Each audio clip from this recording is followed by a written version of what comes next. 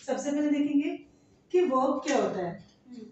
Work मतलब काम, ये फिजिकल वर्ड में, फिजिक्स में।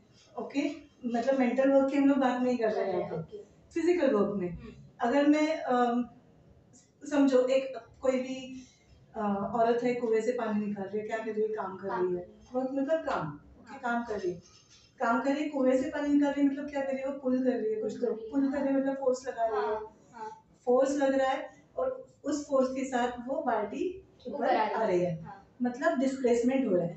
क्या हो रहा है, डिस्प्लेसमेंट। फोर्स लगने की वजह से बाल्टी ऊपर आ रही है, ऑब्जेक्ट ऊपर आ रहा है। ओके, ये क्या हुआ, फोर्स लगने की वजह से डिस्प्लेसमेंट हो रहा है, डिस्टेंस कवर हो रहा है ना, दैट इज डिस्प्लेसमेंट। ओके, तो वर्क का सिंपल कंसेप्ट क्या है, एक फोर्स लगता है, उसकी वजह कुछ ना कुछ डिस्प्लेसमेंट होती है। Okay, so work is nothing but the product of force and displacement, खत्म। Okay, work is the product of force and displacement. Okay,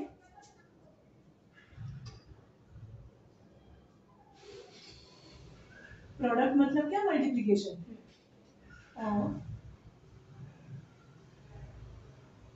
अभी फोर्स पुशिंग हो सकता है, पुलिंग हो सकता है, कुएं से पानी निकालते तो पुलिंग हो सकता है। पुशिंग फोर्स मतलब समझो एक कोई भी टेबल को पुश करे, हाँ, टेबल को पुश करे, काम कर रहे हैं हम लोग, कुछ तो कहीं से लेके जा रहे हैं, कहीं हाँ चढ़ा रहे हैं, उतार रहे हैं। Okay, everything that is work, मतलब उसमें कुछ ना कुछ ऑब्जेक्ट डिस्प्लेस हो रहा है, और उसके लिए कुछ तो फोर्स यूज हो रहा है। Okay, it is a product of force and displace. अभी ये जो फोर्स है, ये होती है वेक्टर क्वांटिटी, क्योंकि उसको एक डायरेक्शन होती है। फोर्स को या तो उठा किसी कोई डायरेक्शन में करता है, डिस्प्लेसमेंट को भी डायरेक्शन होती है, इसलिए ये दोनों वेक्टर क्वांटिटी होती है। लेकिन वर्क क्या है, स्केलर क्वांटिटी है। Work is a scalar quantity, ये दोनों प्रोडक्ट है, वेक्टर है, दो वेक्टर्स है, लेकिन दो वेक्टर्स का प्रोडक्ट होते हुए भी ये स्केलर क्वांटिटी है। याद रखना, वर्क है स्केलर। क्यों है वो कंसेप्ट अभी बताया है मैंने, आगे जाके तुम्हें समझ में आ जाएगा। ठीक है, अभी हम लोग जब काम करते हैं तो हमें काम करने के लिए एनर्जी तो चाहिए, है ना। एनर्जी तो यू अंडरस्टैंड, एनर्जी थके हुए रहते हैं, मतलब एनर्जी लो होती है। क्या करते हैं, या तो हम लोग रेस्ट करते हैं, या फिर हम लोग, अभी ये बायोलॉजी टर्म्स में सिखा रही है, ह्यूमन बॉडी। ओके, या फिर हम लोग खाना खाते हैं, पानी पीते हैं, we take in energy, and then we can work, means we convert that energy into work. So energy is the capacity of a body to do work, of an object to do work.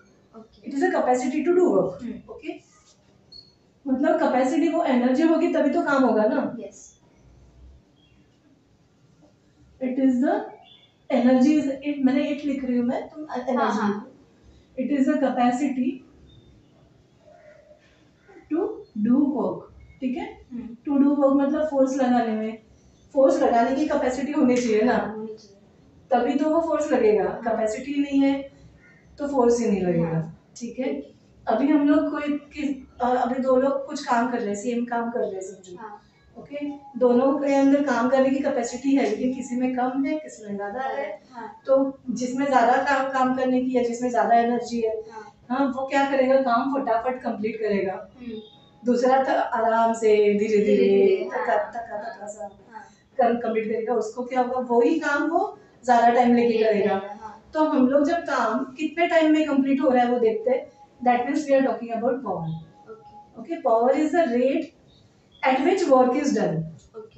Okay, या work done per unit time.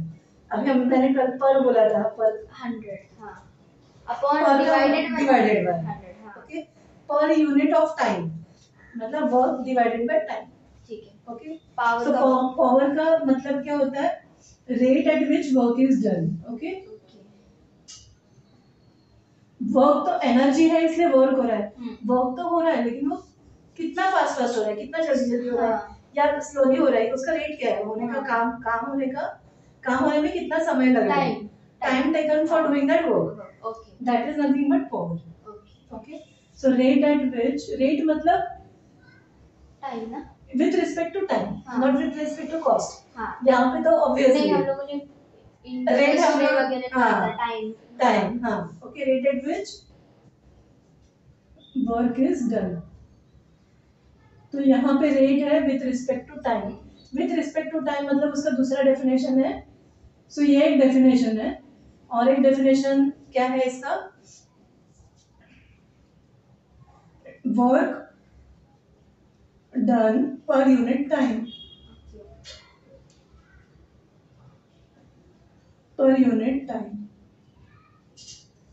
ठीक है। So work done per unit time मतलब power को हम लोग P पकड़ते हैं, okay, is equal to work done, work तो है हम लोगों का यहाँ पे, हाँ, work W per unit of time, ठीक है, हाँ, ठीक है। अभी यहाँ तक समझ में आया? अच्छा, अभी यहाँ पे भी यूनिट्स देखेंगे और क्वांटिटी किस टाइप की है वो देखेंगे। हाँ।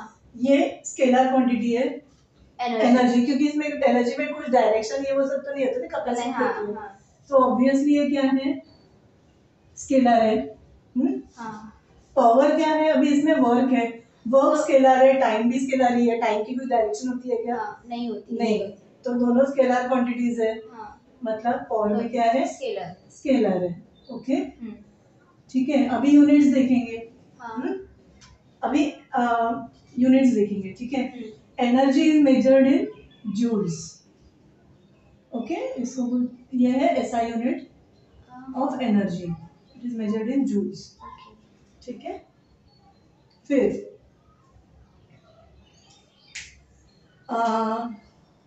वर्क, अभी वर्क क्या होता है, force into distance, okay. Work का यूनिट क्या है, नहीं नहीं वर्क बेसिकली क्या होता है ना, this is also measured in joules only, क्योंकि जो एनर्जी होती है वही ट्रांसलेट होती है ना वर्क में। एनर्जी है तभी तो वर्क होगा, बेसिकली जितनी एनर्जी लगेगी उतना वर्क होगा। तो फिर पता कैसे चलेगा मतलब कि वर्क है एनर्जी, वो हम लोग बताते हैं, हाँ। सो यूनिट इसका ऐसा यूनिट, इसके वर्क के दो यूनिट्स है, ऐसा यूनिट होता है जूल्स, और सीजीएस यूनिट जो होता है वो होता है और करके बोलते हैं, ओके, और करके होता है, ठीक है। यूनिट्स, दो यूनिट्स होते हैं इसके। सीजीएस मतलब सेंटीमीटर ग्राम सेकेंड, और सीजीएस सिस्टम ये एसआई सिस्टम वो मीटर्स, ये वो उसमें वैसे देखेंगे तो न्यूटन मीटर हो जाएगा, तो फोर्स का क्या था, न्यूटन था, हाँ, है ना। अभी वर्क में क्या है, अभी work is equal to what, joule मतलब क्या, basically newton metre in terms of work, not in terms of this energy. तो यहाँ पे और इसका फर्क है, इसलिए मैं वो न्यूटन मीटर नहीं दिखा रही हूँ। जब हम लोग वर्क की बात करते हैं तो वो न्यूटन मीटर हो जाता है, बट एक जूल का काम हम लोग कर रहे हैं मतलब क्या होता है, वी कैन से दैट एक जूल का वर्क हो रहा है, नॉट एनर्जी, अभी डिफरेंस बता रहे हैं, ठीक है, हाँ। we can say that 1 joule of work is done when 1 newton of force applied, Newton आना ही चाहिए, हाँ, न्यूटन आना ही चाहिए, हाँ, आना ही चाहिए ना। फोर्स किस में होता है, फोर्स का यूनिट क्या है, एक न्यूटन जितना फोर्स अप्लाई करेंगे और वो डिस्प्लेसमेंट अगर 1 मीटर होगा तो 1 जूल वर्क हो जाता है वहाँ पे। कितना होगा, फोर्स का क्वांटिटी कितना है, see work done is equal to force into displacement. अगर 1 न्यूटन फोर्स लग गया, 1 मीटर का डिस्प्लेसमेंट हो गया, तो काम कितना होता है, 1 जूल होता है। 1 न्यूटन का फोर्स लगा के 1 मीटर का हम लोग काम कर रहे हैं, 1 मीटर का डिस्प्लेसमेंट अचीव कर रहे हैं, तो वर्क डन होता है 1 जूल, सिंपल।